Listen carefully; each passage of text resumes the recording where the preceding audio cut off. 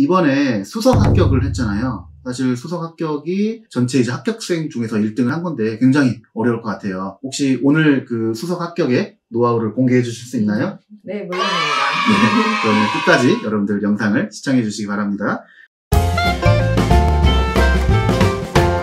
송승민의 특수교육. 안녕하세요. 송승민의 특수교육의 송승민입니다. 지난 시간부터 임용시험을 합격한 선생님들을 모시고 어떻게 공부하는지를 알아보고 있는데요. 네, 오늘은 정말 귀한 손님을 모셨습니다. 2022학년도 특수초등 서울 수석 선생님이신 백지연 선생님을 모셨습니다. 안녕하세요. 저는 강남대학교 초등특수교육과를 졸업한 백지연이라고 합니다. 네, 저는 원래는 서울시립대학교 건축학과에서 2학년 1학기까지 공부를 한 후 교사의 꿈을 가지고 중퇴를 하였습니다. 그 후에는 강남대학교 초등특수교육과에 진학을 하였고 학교에서 다양한 활동과 공부를 한 뒤에 2022학년도 임용시험에서 서울지역 수석으로 합격하게 되었습니다. 네, 저희 백지연 선생님은 저도 정말 인상이 깊은 선생님인데요.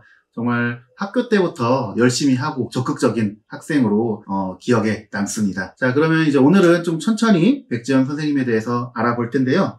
첫 번째로 백지연 선생님이 학교 생활하면서 정말 많은 또 활동들을 했잖아요. 네, 그래서 우리 시청자분들에게 강남대학교에서 어떠한 학교 생활을 했는지 한번 소개해 주시면 감사하겠습니다. 네, 저는 먼저 다양한 프로그램에 참여하였습니다. 강남대학교에서는 교수님들의 좋은 수업뿐만 아니라 굉장히 다양한 프로그램들이 진행 중인데요. 저는 그 중에서 첫 번째로 필리핀 교육 봉사활동에 참여하였습니다. 이 봉사활동은 저희 학과 20명의 학생들과 그리고 교수님 한 분이 필리핀으로 한 달 동안 가서 특수교육 대상 학생들에게 봉사활동을 하는 것이었습니다. 저는 이 활동을 통해서 굉장히 저희 진로와 직업관에 대해서 많이 느끼고 깨우칠 수 있었던 시간이었습니다. 필리핀 하면 거의 한 달 동안 갔다 왔었죠. 네, 그래서 그때 3학년 때 갔었나요? 네, 3학년 때 갔습니다. 네, 강남대학교에서 지금 해외 봉사활동을 지금도 하고 있습니다. 혹시 입학생 혹은 입학을 앞두고 있는 학생이라면 꼭 도전해 보시기 바랍니다. 필리핀에서 조금 어떤 활동들이 인상 깊었는지 좀 간단히 말씀해 주실까요? 필리핀에서 저는 미술 교육 파트를 맡아서 학생들에게 다양한 미술 교육을 실시하였는데요. 필리핀 학생들이 다양한 미술 도구들을 접하지 못했던 경험들이 많아서 저희가 준비한 것들을 굉장히 재미있게 참여했던 기억이 남습니다. 하나하나의 수업들이 저에게는 굉장히 인상 깊게 다가왔습니다. 우리 이제 특수교육 대상자를 국내뿐만이 아니라 이제 견문을 넓혀서 이렇게 해외에서도 이렇게 교사로서 활동을 할 수가 있습니다. 네, 두 번째로는 학교 웰텍 활동을 하면서 독일로 단기 해외 연수를 다녀온 것입니다. 네, 저는 웰텍 활동이 저희 개인적인 관심사와 맞닿아 있어서 참여를 하게 되었습니다. 저는 교육공학계에 대해서 관심이 많았기 때문에 웰텍을 하면서 저희 궁금증을 풀어나갔습니다. 그 중에서 저는 단기 해외 연수였던 독일에서의 경험들이 저희 가치관에 많은 영향을 미쳤던 것 같습니다. 독일에서 인클루전, 즉 통합교육에 대해서 저는 실질적으로 느낄 수 있었던 시간이었습니다. 책에서는 통합교육에 대해서 그냥 해야 한다라고 정도만 배웠는데 독일에서의 연수를 통해서 왜 해야 하는지를 조금 더 체험적으로 느낄 수 있었습니다. 또 독일이 지금 백지연 선생님과 인연이 또 깊은 게 그 이후로 또 독일 교환학생으로 또 유학을 가지 않았나요? 네, 맞습니다. 네, 제가 참여한 프로그램 세 번째는 독일 교환학생에 1년 동안 다녀온 것입니다. 앞선 이번 활동의 연계선상에서 이것이 진행되었는데요. 독일로 단기 해외 연수를 갔다 오니 독일의 특수교육에 대해서 관심이 굉장히 많아졌습니다. 그래서 독일에서 특수교육을 공부할 수 있는 방법이 있을까라는 생각을 하던 중에 저희 학교에서 진행하는 교환학생 프로그램에 참여하게 되었습니다. 사실 이제 학생들 중에서는 조금 4년에 빨리 졸업을 해서 빨리 특수교사가 되고 싶다라는 학생들도 있고 혹은 좀 다양한 활동들을 하면 좋을 것 같다라는 학생들도 있을 것 같은데 백지연 선생님도 졸업이 좀 늦어졌잖아요. 그런 것들에 대한 고민은 없으셨나요? 네, 저는 실제적으로 초과 학기를 1학기를 다니게 되었습니다. 그런데 저는 독일에서의 교환학생 경험이 굉장히 많은 것을 배웠던 시간이었기 때문에 전혀 그 부분에 대해서 후회하지 않습니다. 저는 대학 시절 때 최대한 다양한 경험을 해보는 것이 중요하다고 생각합니다. 왜냐하면 대학에서는 이러한 교환학생 프로그램이 있어서 참여할 수 있지만 대학을 졸업하고 나면 이렇게 유학을 갈 수 있는 기회나 이런 것들이 굉장히 접근성이 떨어지는 게 사실이기 때문입니다. 네, 사실 교사가 한 번 되면 거의 한 30년에서 40년을 근무해야 하는데 또 이렇게 학교 생활 중에 다양한 경험들이 굉장히 또 의미가 있을 것 같습니다. 네, 그러면 이제 제가 세 번째 질문으로 들어가서요. 앞서서 이제 손유민 선생님께서도 이제 다양한 얘기를 해주셨는데요. 우리 강남대학교 생활을 하면서 임용에 도움이 되었던 프로그램이 있으면 한번 소개해 주시겠어요? 네, 첫 번째로는 학과 수업에 열심히 참여하는 것입니다. 저희 학과 교수님께서는 전공 분야에서 굉장히 많은 지식을 가지고 계시고 그리고 학생들에게 어떻게 가르쳐야 할지를 잘 알고 계시는 전문가분들이십니다. 따라서 강의에서 그런 해당 전공들, 지적장애, 시각장애 등 여러 분야에 대해서 열심히 공부하는 것만으로도 그 전공에 대한 이해를 높일 수 있다고 생각합니다. 그리고 두 번째로는 용인강남학교에서 다양한 학생들을 만나봤던 경험입니다. 저는 다양한 학생들을 만나보면서 제가 특수교사를 꿈꾸게 되었던 그런 동기들에 대해서 항상 상기시킬 수 있었습니다. 네, 그때 용인강남학교에서 그때 튜터링 프로그램으로 2학년 때 했었나요? 네, 저는 튜터링 프로그램을 2학년 때도 하고 3학년 때도 하고 저는 그런 필수로 이수해야 하는 시간에 상관없이 최대한 많이 참여하려고 노력했습니다. 네, 용인강남학교는 우리 이제 강남대학교의 부설 특수학교인데요. 사실 교육봉사로 100시간만 채우면 되는데 백지연 선생님 그 이상을 하신 거네요? 네, 저는 특수교사는 그런 특수교육 대상 학생들을 정말 좋아해야 한다고 생각했기 때문에 최대한 그 학생들을 많이 만나보려고 노력했습니다. 네, 그 튜터링을 하면서 조금 인상 깊었던 아이나 혹은 좀 본인이 임용시험을 보면서 좀 긍정적으로 좀 도움이 됐던 사례가 있을까요? 네, 저는 학생들의 예시를 떠올리면서 임용 공부할 때 실질적으로 이해도를 높일 수 있었습니다. 저는 봉사활동을 하면서 대근육 기능에 문제가 있는 학생을 만났던 적이 있습니다. 그 학생을 보면서 대근육 운동기능 분류 체계에서 1단계부터 5단계까지의 학생의 특성에 대해서 나오는데 저는 그 학생이 2단계에 속한다라는 것을 임용시험을 공부하면서 알게 되었고 그런 이미지들을 임용시험과 연계하면서 공부하였습니다. 저희가 사실 4학년 때 실습으로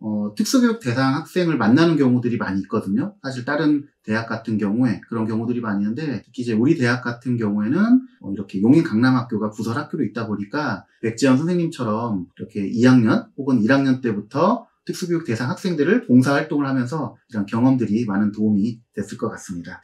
그러면 세 번째 이야기를 해주시겠어요? 세 번째로는 강남대에서 진행하는 임용합격 지원단에 참여한 것입니다. 이것은 저희 합격생 선배님들과 그리고 임용준비생을 1대1로 매칭하여서 임용고시에 대해서 도움을 주는 프로그램입니다. 저는 서울 지역에 응시하였는데 서울 지역 합격생인 멘토와 연결이 되어서 임용시험에 굉장히 많은 도움을 받았습니다. 1차를 준비하는 것은 물론이고 2차를 준비할 때 지역마다의 유형과 특징이 다른데 저는 이 부분에서 가장 큰 도움을 받았던 것 같습니다. 임용 지원단 같은 경우에 앞서 이제 손유민 선생님도 강조를 한 것처럼 사실 그 작년에 이제 저희가 준비를 하면서 1대1로 거의 진행이 됐죠. 네, 그래서 맞습니다. 굉장히 또 많은 도움이 됐다고 합니다. 그래서 실질적으로 뭐 궁금한 것들도 이제 편하게 물어볼 수 있었나요? 네, 아무래도 저희가 봤던 선배고 그리고 후배 사이이기 때문에 굉장히 모르는 것에 대해서 편하게 물어볼 수 있었습니다. 그리고 혹시나 그 선배와 친분이 없다고 하더라도 강남대의 선후배 관계이기 때문에 조금 더 편안하게 물어볼 수 있었습니다. 네, 이렇게 우리 강남대학교 선후배 관계가 이렇게 돈독합니다. 특히 이제 선배들이 임용에 합격하고 또 이렇게 잘된 선배들이 또 후배들을 끌어주다 보니까 계속적으로 좋은 결과가 있지 않나 그런 생각이 듭니다. 특히 이번에 수석 합격을 했잖아요. 사실 수석 합격이 전체 이제 합격생 중에서 1등을 한 건데 굉장히 어려울 것 같아요. 혹시 오늘 그 수석 합격의 노하우를 공개해 주실 수 있나요? 네, 물론입니다. 네, 그러면 끝까지 여러분들 영상을 시청해 주시기 바랍니다. 네, 그러면 이제 바로 질문으로 들어가서 이제 수석 합격을 이번에 했는데 아마 뭐 다른 선생님들도 당연히 다 열심히 하셨지만 또 본인만의 노하우가 있을 것 같아요. 그런 부분들이 시험과 잘 연결이 된 것 같은데 본인이 임용시험 수석 합격한 이런 노하우에 대해서 말씀해 주시겠어요? 저희 노하우는 첫 번째로 임용고시와 같은 시험의 특성을 파악하라라는 것입니다. 이때 공부와 시험 공부의 차이점을 조금 인지하셔야 할 것 같습니다. 저는 처음에는 임용시험을 공부로 접근했습니다. 그래서 모든 범위의 지식들을 이해하고 암기해야만 고득점을 할 수 있다고 생각했습니다. 하지만 이렇게 하게 된다면 많은 시간이 걸리게 될 것이라고 생각합니다. 따라서 단시간에 임용을 합격하기 위해서는 시험 공부라는 것이 무엇인지 인지하는 것이 중요하다고 생각합니다. 시험 공부는 그 시험에 나오는 유형 그리고 내용들을 명확하게 분석하고 인지해서 그 내용에 대해서 정확하게 이해하고 암기하는 공부를 말합니다. 두 번째로는 계획을 세우는 것입니다. 저는 일간 계획, 주간 계획, 월간 계획을 사용하여서 저희 공부 상황에 대해서 가시적으로 점검할 수 있도록 하였습니다. 저는 6월 전까지는 계획을 세우지 않고 그냥 많이 공부하면 되겠지라는 생각으로 공부를 했는데 이렇게 하다 보면 막연함과 불안함 때문에 굉장히 심리적으로 많은 어려움이 있었습니다. 하지만 계획을 세우고 나니까 제가 한 것과 하지 않은 것이 분명하게 구분되면서 불안함을 많이 낮출 수 있었습니다. 그리고 세 번째는 쉬는 날의 계획을 세우는 것입니다. 저는 열심히 공부하는 것도 중요하지만 쉬는 것에 대한 계획을 세우는 것도 매우 중요하다고 생각합니다. 저 같은 경우는 일요일을 쉬는 날로 정해서 이때는 현장에서 주일 레벨을 드렸습니다. 저는 이렇게 일주일을 하나의 단위로 끊어가면서 주일에 저희 상태에 대해서 점검하고 그리고 에너지를 회복하는 시간을 가졌습니다. 네 번째로는 다른 것에 의존하지 않고 주체적으로 공부하는 것입니다. 저도 수험 생활을 하면서 저 자신이 굉장히 취약해지는 것을 느꼈습니다. 그래서 그럴 때마다 강사의 커리큘럼이나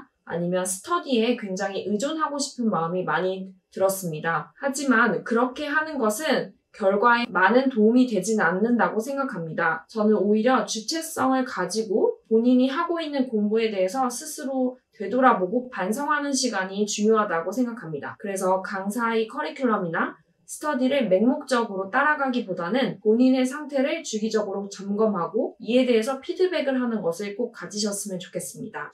네, 임용 수석 합격 노하우에 대해서 말씀해 주셨는데요. 사실은 정말 일반적인 내용들, 기본에 충실한 게 정말 중요하지 않나 그런 생각이 듭니다. 영상을 재밌게 보셨나요? 재밌게 보셨다면 위에 있는 구독 버튼을 꾹 눌러주세요.